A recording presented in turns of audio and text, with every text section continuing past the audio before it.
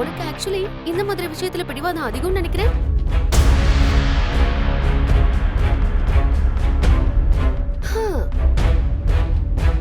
நான் உனக்கு வேற ஒண்ணு வாங்கி தரேன். தேவையில்லை. என் முடியோட சாம்பிளை கலெக்ட் பண்ணி என்ன இந்த கேஸ்ல மாட்டி விடலான்னு பாக்குறியா? இம்பாசிபிள்.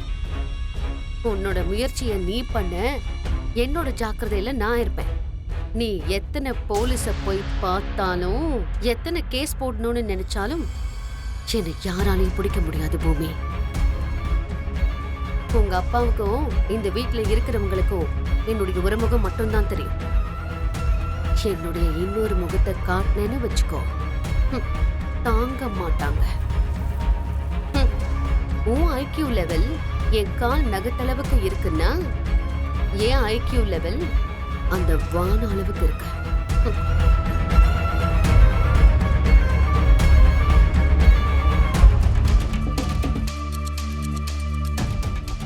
ஸ்பெஷல் லான்ச்னு சொன்னீங்க, ஆனா இங்க யாரும் இல்லையே. இங்க முன்னாடியே ரிசர்வ் பண்ணணும். 1 by 1 தான் வருவாங்க. சோ அது வரைக்கும் நம்ம என்ஜாய் பண்ணலாம். ஓகே.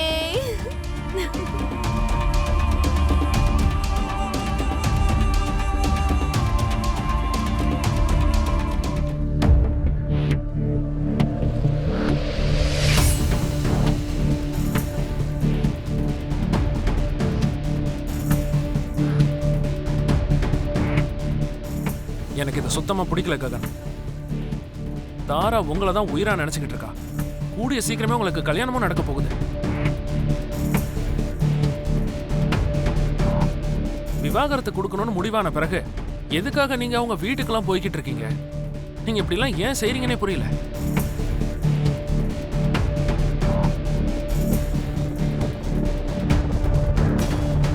எனக்கு இப்பவே பதில் தெரிஞ்சாகணும்.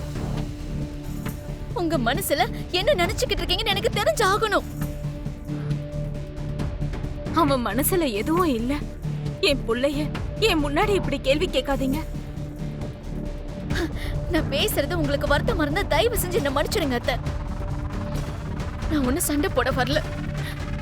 என் வேதனையை தான் நான் சொல்லிக்கிட்டு இருக்கேன். நீங்க என்ன கல்யாணம் பண்ணிக்க போறீங்க. நம்ம 2 பேரும் புருஷன் பொண்டாட்டிங்கிற நம்பிக்கையில நான் வாழ்ந்துகிட்டு இருக்கேன். அப்படிப்பட்ட என்ன விட்டுட்டு நீங்க அவளை தேடி போயிருக்கீங்கன்னா என்ன அர்த்தம்? அது அவ ஏதோ ப்ராப்ளம்ல இருக்கான்னு. அது உங்க ப்ராப்ளம் இல்லல்ல. உங்களுக்கு எதுக்கு அவ மேல அவ்வளவு கன்சர்ன்? உங்களுக்கு இன்னும் அவ மேல அன்பு பாசம் இந்த மாதிரி ஏதாவது இருக்கா? சொல்லுங்க. இருக்குன்னு சொல்லுடா ககன்.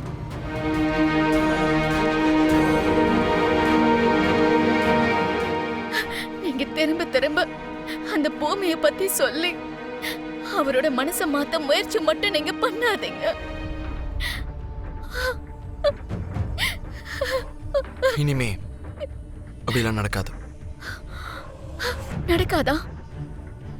நடக்காது. ப்ராமிஸ்? நடக்காதுன்னு சொல்றேன்ல. சரி, ஓகே. அப்படின்னா அந்த பூமி எதுக்கு வந்தா? ஒரு கையெழுத்து வாங்குறதுக்காக. கையெழுத்தா? என்ன கையெழுத்து? அவ ஏதோ கையெழுத்து கேட்கறதுக்காக தானே வந்திருக்கா. ஆமா. அப்போ இதை விட ஒரு நல்ல வாய்ப்பு கிடைக்காதா? அன்னைக்கு நீங்க விவாகரத்து வாங்க அவங்க வீட்டுக்கு போனப்போ நான் கையெழுத்து போட மாட்டேன்னு சொன்னால, இப்போ உங்களுடைய கையெழுத்து அவளுக்கு தேவைப்பட்டிருக்கு. அதனால நீங்க விவாகரத்து பேப்பர்ல கையெழுத்து போட்டாதான் அவளுக்கு தேவையான கையெழுத்தை நான் போடுவேன்னு நீங்க சொல்லுங்க.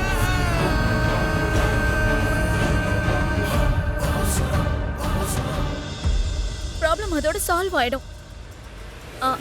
அவ்வளவுதானே அத்தை?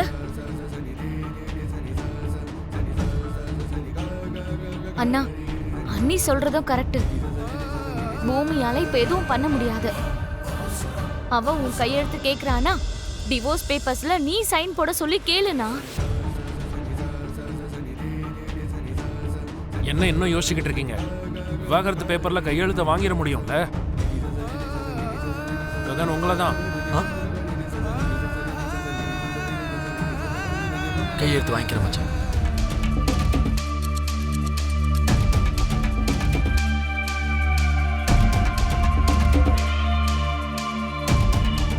சரி, தயவு செஞ்சு நீ என்ன கீழே இறக்காத. நம்மள பார்த்து என் மம்மி பொறாமப்படுறாங்க. நம்ம ரூமுக்கு போலாம் வா. ஓகே அத்தை, கொஞ்சம் தள்ளுறீங்களா ப்ளீஸ்? அம்மாடி, நம்ம பொண்ணு போதையில இருக்கா போல இருக்கு. நீ கொஞ்சம் வாய மூடு. சரி, முதல்ல அவளை இறக்குடா. இறக்கி விடு. என்னத்த மாமாவை கூப்பிடணுமா? அப்பதான் நட்சத்திரம் குடிச்சிருக்கிற விஷயம் மாமாக்கு ரொம்ப நல்லா புரியும். அப்புறம் மாமா நட்சத்திராவை மட்டும் இல்ல, உங்களையும் சேர்த்து திட்டுவாரு இப்படி வளர்த்ததுக்கு.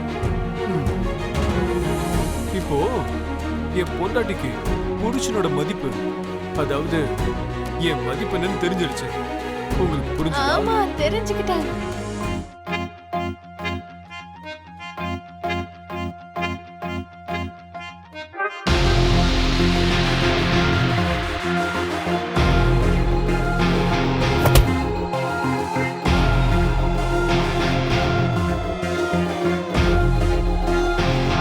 சரி, என்னை விட்டுட்டு போகாத. சரி, நான் போல. இதே ரூம்ல கீழே படுத்துக்கிறேன்.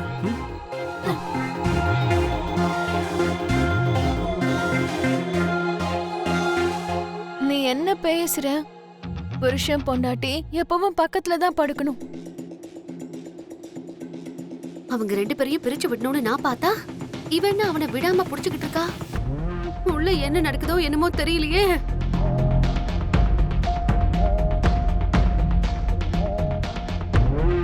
இந்த நேரத்துக்காக தான் நான் எதிர்பார்த்துட்டு இருந்தேன். நீ இதே மாதிரி எப்பயும் இருப்பல நட்சத்திரா. நான் சாகுற வரைக்கும் இதே மாதிரி இருப்பேன். சரி, ஐயோ, நீ என்னோட செரி ஃப்ரூட்டா.